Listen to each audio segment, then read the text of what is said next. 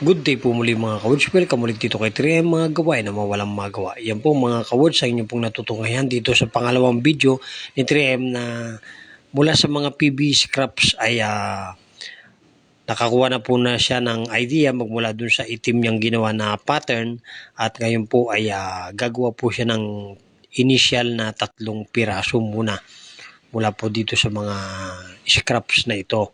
So ang gagawin niya po dito ay yung tinatawag na lampshade or bulb shade kasi bumbilya lang po yung kanyang ilalagay. At ito po ay kanyang ilalagay dun sa kanyang gilid ng kanyang bahay para po mayroong ilaw. Ayan po, no?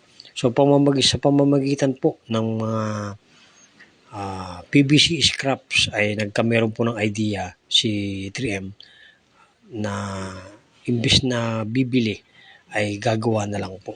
At yung mga materialis naman po niya na kakailanganin ay available po. Kaya abangan nyo po sa mga susunod pang video at para po inyong makita ang finished product na lampshade, no? Para pwede nyo pong magaya kung inyo pong magugustuhan. Yan po mga kawords. Maraming pong salamat sa inyong panonood at antabayanan nyo po ang mga susunod pang mga detalye at ito po ay sa pamamagitan ng kanyang sipag at tiyaga.